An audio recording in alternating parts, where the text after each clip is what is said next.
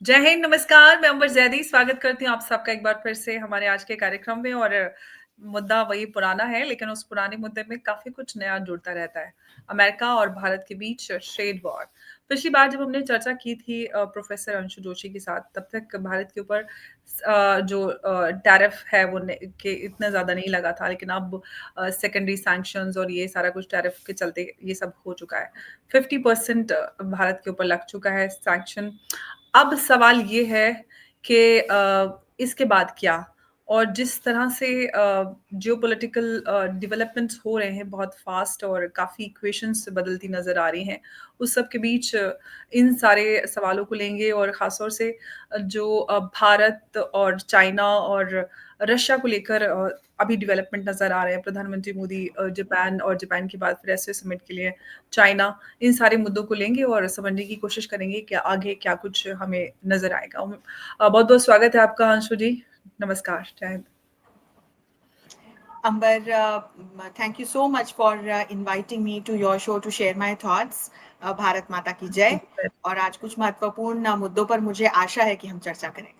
Absolutely. सबसे पहले तो यही कि भारत के ऊपर 50% टैरिफ लग चुका है, और हम पहले जब हमने चर्चा की थी तब तक ये था कि भारत को कैसे-कैसे सैंक्शन करने की तैयारियां की जा रही हैं। अब तो ये है कि उर्जित पटेल जो पूर्व आरबीआई गवर्नर थे, जो मोदी जी से काफ़ी उनकी अनबन थी, उनको आईएमएफ का एग्जीक्यूटिव डायरेक्टर भी बना दिया गया। तो काफ़ी कुछ डेवलपमेंट हो रहा है। इस सब के चलते आगे क्या कुछ आपको नज़र आ रहा है कि 50% टैरिफ के बाद अब क्या? अमर, बहुत ही अच्छे बिंदु से आपने चर्चा की शुरुआत की है।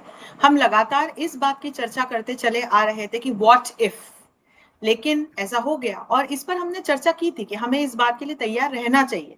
हम ये मान के चलें कि टैरिफ लगेगा। तो 7 अगस्त के बाद पहले 25% का हम पर टैरिफ लगा और उसके बाद 27 तारीख के बाद से 25 प्लस 25 यानी कि 50% का टैरिफ अब हम पर लग चुका है। और हम ही नहीं, ग्लोबल साउथ के जो दूसरे देश हैं, ब्राजील जैसे देशों पर भी ट्रंप ने ये टैरिफ थोपे हैं। तो निश्चित तौर पर यदि हम भारत और अमेरिका के अब तक के ट्रेड को देखें तो ट्रेड सरप्लस था। यानी हम जो अमेरिका को एक्सपोर्ट कर रहे थे वो बहुत बड़ी मात्रा में कर रहे थे बनिस्बत की जो हम इंपोर्ट अमेरिका से कर रहे थे। लेकिन अब यहाँ दो चीजें फंस गई। एक तो हम अपने किसानों के, जो मछुआरे भाई हैं, उनके साथ, हमारे जो डेयरी प्रोड्यूसर्स हैं उनके साथ, उनके हितों के साथ समझौता नहीं कर सकते। That was the cost Trump wanted. तो मोदी जी ने इस चीज पर स्पष्टता से अपनी बात रखी कि ऐसा नहीं हो सकता, क्योंकि ट्रेड डील में यही एक बिंदु है जो अड़ रहा है। और मोदी जी ने इस बात को स्पष्ट किया कि यदि हमने अपना मार्केट अमेरिका के डेयरी प्रोडक्ट्स या एग्रीकल्चरल प्रोडक्ट्स के लिए खोला तो हमारे ये तमाम जो किसान भाई हैं या जो मछुआरे हैं या जो डेयरी प्रोड्यूसर्स हैं उनको कितना नुकसान होगा। दूसरा बिंदु ये कि हमसे बार बार ट्रम्प कह रहे हैं कि हम रशिया से ऑयल एंड गैस लेना बंद कर दें। अपने स्वयं के 5 बिलियन यूएसडी से भी ज्यादा के ट्रेड को नहीं देख रहे हैं जो वो रशिया के साथ कर रहे हैं। बहरहाल, तो अब ये हम नहीं कर सकते अंबर, क्योंकि अगर हम ऐसे करेंगे तो न सिर्फ हमारी इकोनॉमी पर, हमारी ओवरऑल पूरा हमारा जो सिस्टम है वो चरमरा जाएगा, हाहाकार मचेगा, वैश्विक अर्थव्यवस्था पर इसका बहुत बुरा असर पड़ेगा। तो ये स्टेप हम नहीं उठा सकते। तो अब ये है, इट्स अ रियलिटी की 50% टैरिफ हम पर लग चुके हैं। और चूंकि यहाँ ट्रेड सरप्लस है तो जो लेबर सेंसिटिव कुछ एरियाज हैं, जैसे जेम्स से जुड़ा हुआ है, लेदर इंडस्ट्री से, टेक्सटाइल इंडस्ट्री से जुड़े हुए जो हमारे एरियाज है, वहां पर निश्चित तौर पर कुछ शॉर्ट टर्म इम्पैक्ट आएगा। लेकिन सरकार ने इसकी तैयारी बहुत अच्छे से कर रखी थी और इस पर कोई डिस्कस नहीं कर रहा है कि भारत सरकार क्या कर रही है। तो देखिए, सबसे पहले तो हमने 40 देशों को आउटरीच करना शुरू किया है और ये हमने 27 के पहले से ही शुरू कर दिया था, क्योंकि मुझे लगता है हमारे officials could foresee this situation. तो उसमें जैसे जापान जैसे देश हैं, चीन है, ऑस्ट्रेलिया है, साउथ ईस्ट एशिया के दूसरे देश हैं, लैटिन अमेरिका के देश हैं, अफ्रीका के देश हैं, यूरोप के देश हैं। इन तमाम देशों में से कई ऐसे देश बायलैटरली या ऑर्गेनाइजेशनली हमारे साथ फ्री ट्रेड अग्रीमेंट या प्रेफरेंशियल ट्रेड अग्रीमेंट के माध्यम से भी जुड़े हुए हैं।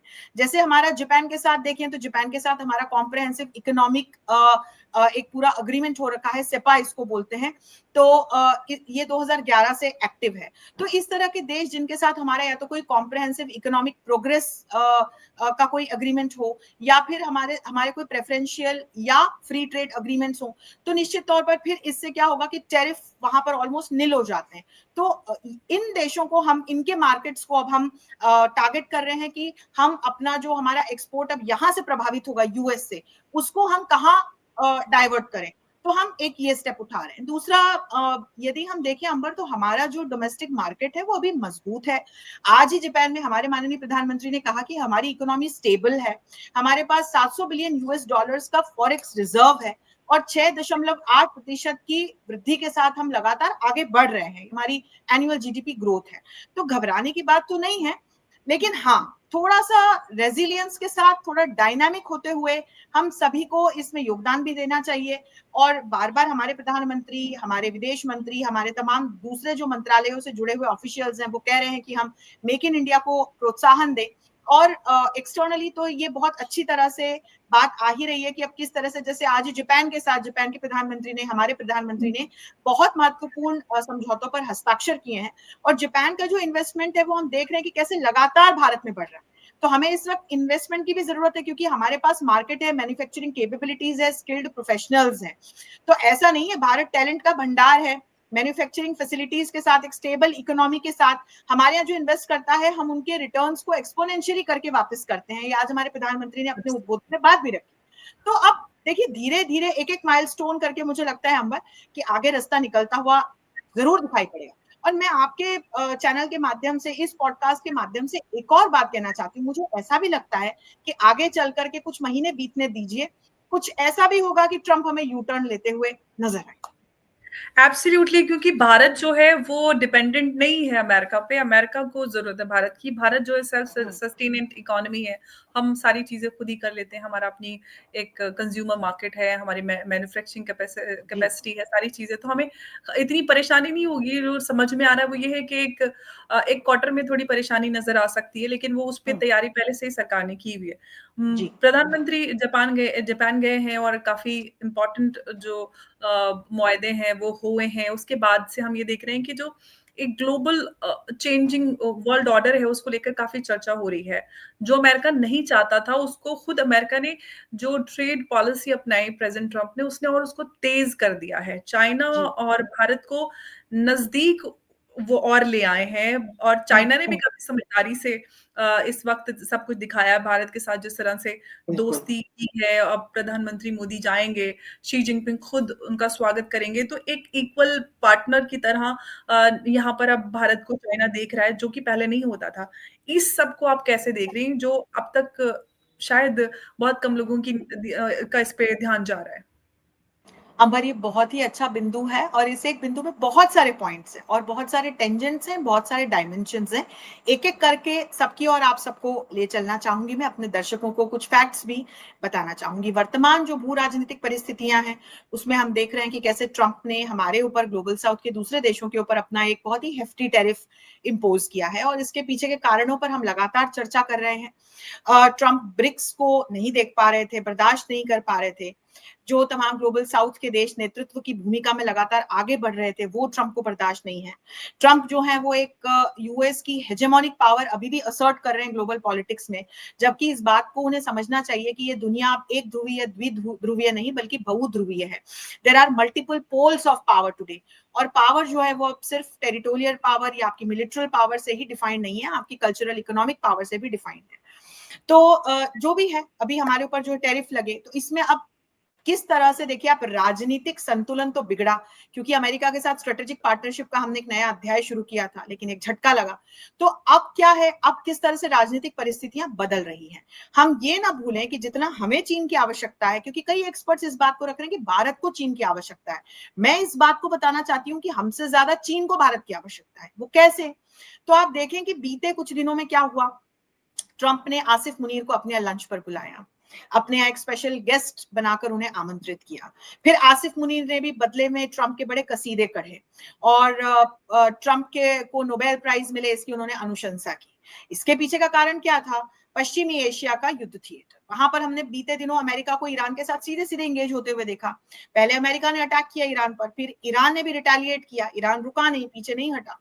तो अब इस पूरी परिस्थिति में ट्रंप को दिख रहा था कि ईरान की जो बॉर्डर है वो पाकिस्तान के बलूचिस्तान से मिलती है, तो वहां कहीं डायरेक्टली पाकिस्तान इन्वॉल्व ना हो जाए, क्योंकि पाकिस्तान एक प्रो ईरान नेशन है, और कहीं गलती से चीन पाकिस्तान की सरजमीन को अपना माध्यम बनाते हुए रसद, इक्विपमेंट या अपनी कोई मदद ईरान तक ना पहुंचा दे। तो आसिफ मुनीर को साधना बहुत जरूरी था। हालांकि देखिए यहाँ एक कितना छुपा हुआ इंपॉर्टेंट डिप्लोमेटिक पॉइंट है कि ट्रंप डेमोक्रेसी की बात करते हैं, दुनिया की एक बहुत मजबूत डेमोक्रेटिक देश के वो राष्ट्रपति हैं, और वो पाकिस्तान की जो चुनी हुई सरकार है उन्हें वो निमंत्रित नहीं कर रहे हैं, वो जो सेना के सरदार हैं उनको निमंत्रित कर रहे हैं।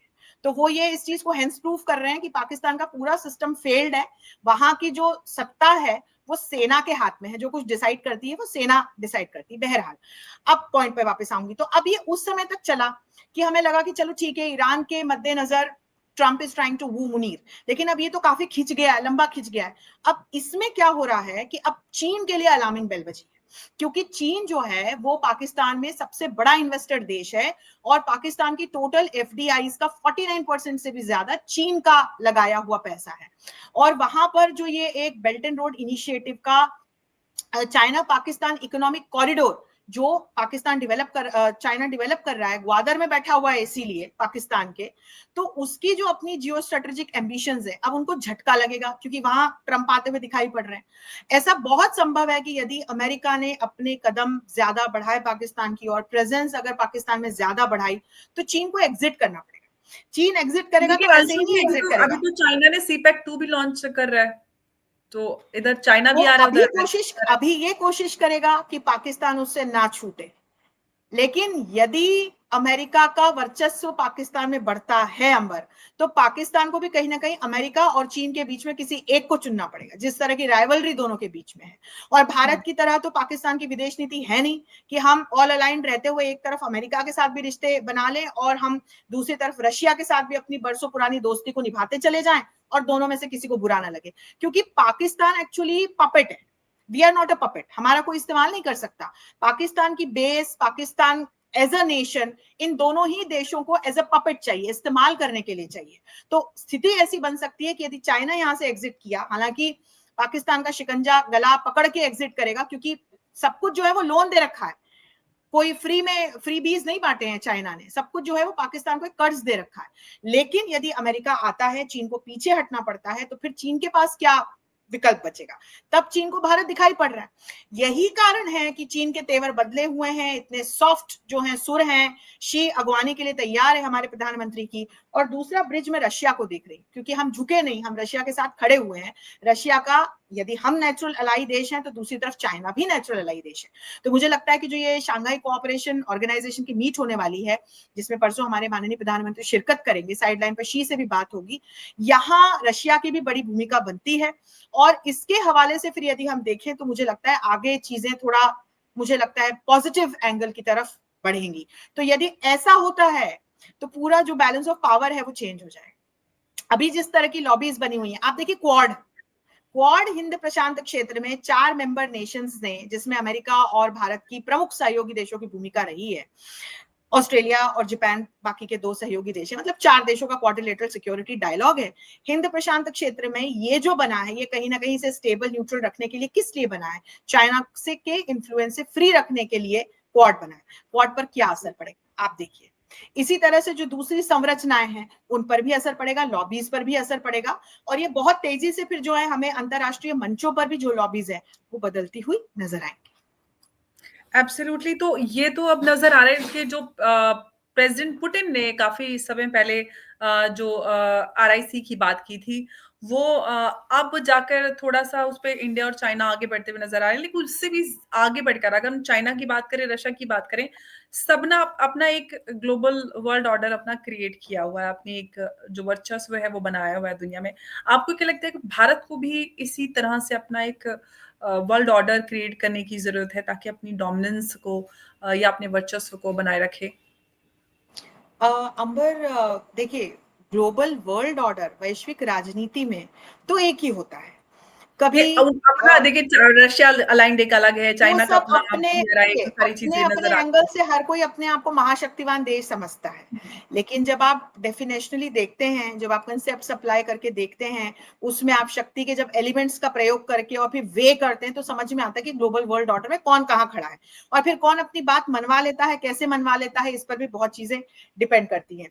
भारत वर्चस्व में विश्वास करने वाला देश नहीं है पर, यही कारण है, हमने कभी नहीं कहा है कि हम ग्लोबल साउथ के प्रणेता है, दूसरे देश कहते हैं कि आप ग्लोबल साउथ के प्रणेता। हमारे प्रधानमंत्री कभी नहीं कहते कि हम प्रॉब्लम सॉल्वर हैं, दूसरे देशों के जो प्रधान है वो कहते हैं कि मोदी जी या भारत एक प्रॉब्लम सॉल्विंग देश है, सोल्यूशन लेकर के खड़ा होता है ना। हम कभी ये नहीं कहते कि हम नंबर 1 है या हम विश्व गुरु हैं, बाकी की दुनिया कहती है कि भारत विश्व गुरु है। तो आप देखिए कि जब लूला की बारी आती है, ब्राजील के जो राष्ट्रपति हैं, उन्होंने क्या कहा, मुझे अगर जरूरत पड़ी तो मैं भारत के प्रधानमंत्री को फोन करूंगा। पुतिन ने एब्सोल्युटली। अलास्का मीट के बाद किसको फोन किया, उन्होंने भारत के प्रधानमंत्री को फोन किया। इनफैक्ट पहले भी जेलेंस्की किया था, जाने से भी पहले किया था। बिल्कुल, और हाँ, जाने से पहले भी किया था। और जेलेंस्की की ओर देखें तो जेलेंस्की भी कहते हैं कि अगर एक देश और एक नेता है जिस पर मेरा भरोसा है तो वो मोदी जी हैं, वो देश भारत है। तो भारत ने ये बहुत मेहनत करके पिछले 10 वर्षों में अंबर अपनी ये छवि बनाई है, और वो इसीलिए बनाई है क्योंकि हम इस बात को लगातार कह रहे हैं कि हम कंपटीशन में नहीं, कोलैबोरेशन में विश्वास रखते हैं। अब ये कोलैबोरेशन कैसे होगा, हमने तो अमेरिका के साथ भी कोलैबोरेट करने की कोशिश की है ना, हम तो चाइना के साथ भी लगातार कोलैबोरेट कर ही रहे हैं। इसीलिए ट्रेडिंग, जब आप ट्रेड वाले अपने सेक्टर को देखते हैं तो हमारा बहुत बड़ा ट्रेडिंग पार्टनर है चाइना। तो एब्सोल्युटली, बॉर्डर डिस्प्यूट अब एक ये तरफ है, समय लेकिन लेकिन ऐसा है कि जैसे चाइना के साथ हमारा ट्रेड डेफिसिट है अंबर, तो हम इस अपॉर्चुनिटी को सीज करें, हम यहां से अपने एक्सपोर्ट्स कैसे चाइना को बढ़ा सकते हैं, हम उस पर थोड़ा ध्यान दे सकते हैं। जो Russia India China trilateral framework है जिसकी लगातार बात पुतिन कर रहे हैं, हम उसको मजबूत करने में सहयोग कर सकते हैं। ग्लोबल साउथ की आवाज को हम लगातार मजबूत कर रहे हैं और उसको हमें करना चाहिए। और इसके साथ साथ जो अलग अलग माइटी प्लेटफॉर्म्स हैं और यूनाइटेड नेशंस का जो रिफॉर्म है जिसकी हम बात कर रहे हैं, उसके लिए भी हम लगातार आवाज मजबूत कर रहे हैं। तो वर्ल्ड ऑर्डर में आज हमारी एक बहुत महत्वपूर्ण भूमिका और हमारी एक जगह तो बन गई है, और यही कारण है कि ट्रंप की टेढ़ी दृष्टि कहीं ना कहीं भारत पे पड़ी। ऑफ कोर्स लेकिन इसीलिए आगे आने अमेरिका वाले इतना परेशान है। परेशानी से ज्यादा अब तो वो बहुत झुंझला गए हैं, और इतनी झुंझलाहट झुंझलाहट, नजर आ गई है, पीटर नेवेरो से लेकिन लेके देखिए स्कॉट बेसेंट हमारे सब प्रधानमंत्री क्या कर रहे हैं, क्या-क्या बोल रहे हैं। It is always good to lose a battle to win a war. तो एब्सोल्युटली। लॉन्ग टर्म जो हमारा विजन, मिशन और ऑब्जेक्टिव्स है उसको लेकर के हम काम कर रहे हैं, और आगे मुझे लगता है कुछ महीनों में स्थितियां बहुत बेहतर होती हुई हमें दिखाई पड़ेंगी। हालांकि अभी भी मुझे नहीं लगता कि ऐसी कोई इंस्टेबिलिटी की सिचुएशन है या अफरा तफरी की कोई सिचुएशन है या पैनिक होने की कोई आवश्यकता है या कोई सिचुएशन है, और वो भी हमें धीरे धीरे बेहतर होती हुई नजर आएगी। लेकिन कुछ एक्सपर्ट्स का ये कहना है कि चाइना जो है वो भारत को लेकर, भारत को तो भरोसा कोई भी देश करता है, लेकिन भारत अभी भी चाइना पे भरोसा नहीं कर सकता। तो ये कैसे आप देखती हैं? अंबर, ये बहुत अच्छा पॉइंट है। देखिए क्या है कि चाइना के साथ वो एक ट्रस्ट डेफिसिट आ गया है, क्योंकि हमने जब हिंदी चीनी भाई भाई किया, चीन ने हम पर आक्रमण किया, हमने तरह तरह के चीन के साथ समझौते किए, चीन ने हम पर आक्रमण किया। 2020 में देखिए गलवान हुआ, कैसा कोविड का कितना काला समय था, but China did not lose that opportunity. At that point in time also it attacked us. तो वो एक ट्रस्ट डेफिसिट तो बना हुआ है, लेकिन अपने राष्ट्रीय हितों को ध्यान में रखते हुए हाल फिलहाल के जो समीकरण है, जो परिस्थितियां हैं और जो समय है, उसकी जो मांग है, उसके अनुसार कहीं ना कहीं समझौते और चीजों को डी एस्केलेट करके समस्याओं का समाधान ढूंढते हुए, टेरिटोरियल डिस्प्यूट्स को सॉल्व करते हुए हम आगे बढ़ें, इसमें बेहतरी है। और ये कोई यहाँ पर हम कोई बहुत मित्रता की के अध्याय रचने के लिए कूटनीति में कोई भी देश आगे नहीं बढ़ता है। कूटनीति में हर देश का, कूटनीति का, फॉरेन पॉलिसी का प्रयोग हर देश अपने नेशनल इंटरेस्ट को सिक्योर करने के लिए करता है, और जहां दूसरे देश के भी इंटरेस्ट वहां पे अलाइन हो जाते हैं तो फिर दोनों देश अलाइन होकर साथ में बहुत आराम से चल पाते हैं। तो पहले तो अब चीजों को थोड़े डी एस्केलेट होते हुए हम देख रहे हैं। कजान में भी जब शी और मोदी जी मिले थे, उसके बाद से जो ये डेमचोक और डेप्सांग से थोड़ा डी एस्केलेशन हुआ, ईस्टर्न लद्दाख से पहले नहीं हो पा रहा था। अभी भी आज 24वें दौर की ऑफिशियल टॉक संपन्न हुई है दोनों ही देशों के बीच में, डी एस्केलेशन के लिए दोनों राजी हैं और इस बात को लेकर के भी राजी हैं कि टेरिटोरियल डिस्प्यूट का हम समाधान खोजें। तो मुझे लगता है कि यहाँ अभी स्थितियां थोड़ी पॉजिटिव नजर आ रही हैं। तो डिप्लोमेटिक प्रिंसिपल्स को फॉलो करते हुए, हाल फिलहाल की परिस्थितियों को मद्देनजर रखते हुए, रशिया के नजरिए से चीन को देखते हुए, कहीं ना कहीं रशिया को बीच में एज अ गारंटर रखते हुए हम आगे बढ़ सकते हैं। लेकिन अब ये बात तो समझ में आ रही है कि जो अमेरिका ने दाव खेला था वो पूरी तरह से उल्टा पड़ चुका है। शायद अमेरिका ने इतना अंदाजा नहीं लगाया था कि भारत इस तरह से रेजिस्ट करेगा, और अदरवाइज सिचुएशन क्या डेवलप हो सकती है वो शायद यूएस लीडरशिप ने सोची नहीं थी। अब इस सब के चलते हुए जो रीसेंट बयान आया है जेडी वैंस का, वो ये हाँ, कहते हैं कि अगर प्रेसिडेंट ट्रम्प बीमार हो जाते हैं तो मैं प्रेसिडेंट बनने के लिए तैयार हूं। इससे ये समझ में आ रहा है कि कहीं न कहीं जो सिचुएशन क्रिएट हुई है भारत और अमेरिका के बीच में प्रेज़िडेंट ट्रम्प की टैरिफ पॉलिसी के चलते, कहीं न कहीं डीप स्टेट डोनाल्ड ट्रम्प को थोड़ा-सा नीचे करके आगे जेडी वैंस को लाकर भारत और अमेरिका के बीच जो चल रहा है, उस नुकसान की भरपाई ऐसे करने की कोशिश करेंगे? अगर अमेरिका के कई रिपब्लिकन्स, फॉरगेट डेमोक्रेट्स, जो हुँ। ट्रम्प ने इस तरह का कदम उठाया है उससे कोई बहुत खुश नहीं है। अमेरिका के पूर्व एनएसए के जॉन बोल्टन के हमने स्टेटमेंट्स देखे, अलग अलग अमेरिका के जो अर्थशास्त्री हैं वो इस बात का दावा कर रहे हैं वॉरेन कि ये बुफे ने सबसे पहले ये बात इनफैक्ट बोली थी। कि ट्रम्प ने ये कदम उठा के ब्रिक्स को और मजबूत कर दिया है, भारत रशिया को और करीब ला दिया है, भारत चीन भी अब करीब आ सकते हैं। तो ये detrimental step politically diplomatically Trump ने उठाया है। इसका खामियाजा उनको अपनी इंटरनल टर्फ पर भी भुगतना पड़ेगा, क्योंकि अविश्वास की स्थिति बनेगी, अलोकप्रियता की स्थिति बनेगी, क्योंकि अंबर ऑलरेडी वहां बहुत सारे इकोनॉमिक चैलेंजेस हैं जिनको अभी तक ट्रम्प रिजॉल्व नहीं कर पाए। तो लोगों के बीच भी एक अविश्वास की स्थिति बनेगी, और फिर जो है डीप स्टेट वाला पूरा मसला है वो तो है ही है, और इस पूरी स्थिति में उनका सिंहासन डगमगा सकता है। इसीलिए मैं कह रही हूँ, बार बार कह रही हूँ कि कुछ महीने बीतने दीजिए, एक्सटर्नल प्रेशर की वजह से नहीं, ट्रम्प के अपना जो जाल बना रहे हैं उसमें जब फंसेंगे और जिस प्रकार की स्थितियां बनेंगी, तो उसमें निश्चित तौर पर यू टर्न लेते हुए हमको वो नजर आएंगे। इनफैक्ट बहुत सारे एक्सपर्ट्स तो ये कह रहे हैं कि जो टैरिफ वॉर चल रहा है बिटवीन अमेरिका एंड भारत, उसमें भारत जीत चुका है। बिल्कुल, ये भारत की डिप्लोमेटिक विक्ट्री है। अब देखिए क्या हो गया है, भारत के पास खुल के खेलने के लिए मैदान है कि हम आपके बहुत विश्वास पात्र सहयोगी के रूप में आगे बढ़े, लेकिन आपने एक पॉइंट पर आकर के धोखा दिया। और वहीं जब हम रशिया की ओर देखते हैं, इजराइल जैसे देश की ओर देखते हैं, हमारे बहुत सारे सहयोगी देश हैं, जापान की ओर देखते हैं, ब्राजील की ओर देखते हैं, तो बहुत सारे ऐसे आज की तारीख में बहुत स्ट्रॉन्ग इस तरह के नेशंस हैं जो हमारे साथ खड़े हुए हैं अनकंडीशनल इनफैक्ट सपोर्ट के यूरोपियन साथ। कंट्रीज में से भी है, फ्रांस है, जर्मनी है, सब लोग अब बिल्कुल, भारत के साथ यूरोपियन नजदीकी कंट्रीज बनाने तो की हैं ही। कोशिश। बिल्कुल। और यहाँ पर अंबर, जब हम यूरोपियन कंट्रीज की ओर देखते हैं तो मैं नाटो की ओर जाऊंगी। नाटो में भी स्थितियां बहुत अच्छी नहीं चल रही हैं, जो यूरोपियन कंट्रीज हैं they are not happy with Trump. तो वो खुद एब्सोल्युटली। परेशान है, युद्ध की वजह से परेशान है, ट्रम्प के डिसीजंस की वजह से परेशान है, तो वहां पर भी स्थितियां कोई बहुत अच्छी नहीं है। और भारत के प्रति सबका जो मुझे रुख है वो एक बहुत पॉजिटिव, अभी सबको थोड़ा सिंपैथेटिक भी एक रुख में देख पा रही हूं।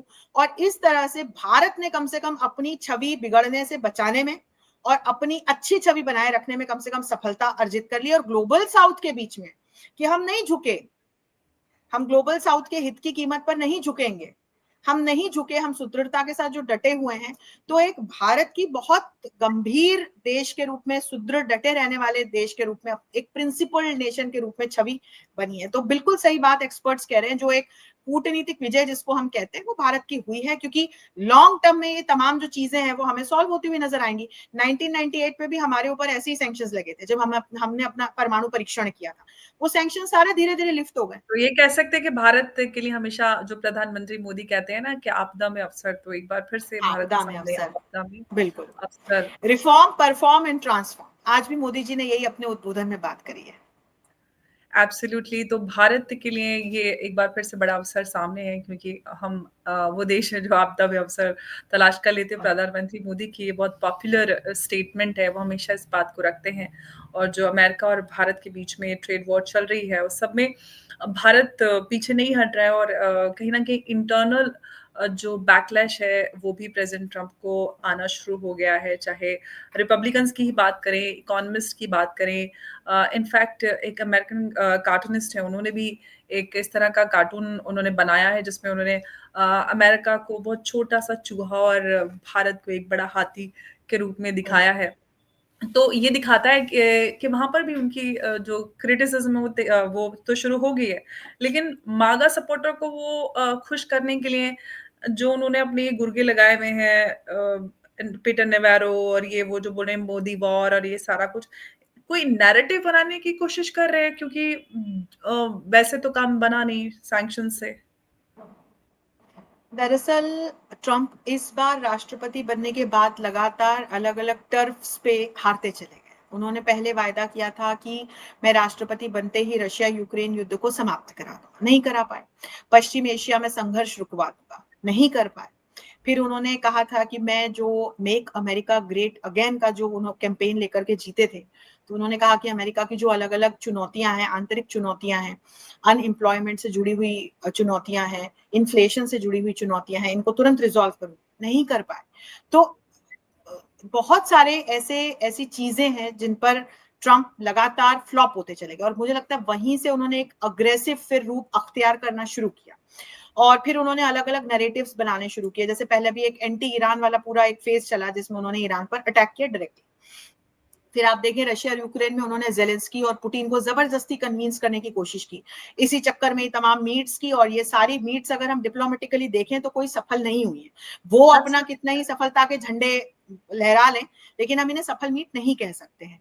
और वहीं उन्होंने अपने रिश्ते भारत जैसे देशों के साथ भी जो जल्दी-जल्दी में उन्होंने निर्णय लिए, उसमें उन्होंने भारत जैसे देशों के साथ अपने रिश्ते खराब कर दिए। तो एक तरह से उन्होंने नैरेटिव तो ये सेट करना चाहा कि मैं बहुत पीसफुल, बहुत शानदार प्रॉब्लम रिजॉल्विंग नेता हूं, लेकिन ऐसा कर पाने में वो असफल दिखाई पड़ते हैं। और अब जो ये last nail in the coffin था भारत, ब्राजील और इन तमाम देशों पर जो टैरिफ थोपने का उन्होंने काम किया, तो जो एक यहाँ पर सहयोगी की बड़ी अच्छी भूमिका इन देशों के साथ बनी थी, तो वो भी खराब हुई। तो छवि खराब हुई, रिश्ते खराब हुए, आंतरिक चुनौतियां नहीं संभाल पा रहे, तो वहां पर भी स्थिति खराब है। तो ऐसे कैसे मेक अमेरिका ग्रेट अगेन करेंगे वो, that's now that remains a pertinent question. Absolutely बस ये है कि वो अपने सपोर्टर्स को खुश करने के लिए कहीं न कहीं जो अपनी नाकामी का ठीकरा है वो भारत और प्रधानमंत्री मोदी पर फोड़ने की कोशिश कर रहे हैं और लेकिन उसमें कितना सफल हो पाएँगे वो बहुत बड़ा सवाल है क्योंकि डीप स्टेट काफ़ी एक्टिव हो गया। उनको जो प्रेज़िडेंट ट्रम्प कर रहे हैं, वो पसंद नहीं आ रहा है क्योंकि काफ़ी रायता उन्होंने पहले ही फैला दिया है। अब देखते हैं कि जो ब्रिक्स करेंसी से शुरुआत हुई थी टैरिफ वॉर की, जिन्होंने कहा था कि अगर ऐसा होता है तो टैरिफ्स का सामना करना पड़ेगा। अब ब्रिक्स को उन्होंने और मजबूत कर दिया और क्वाड पूरी तरह से रेलेवेंट होता नज़र आ रहा है।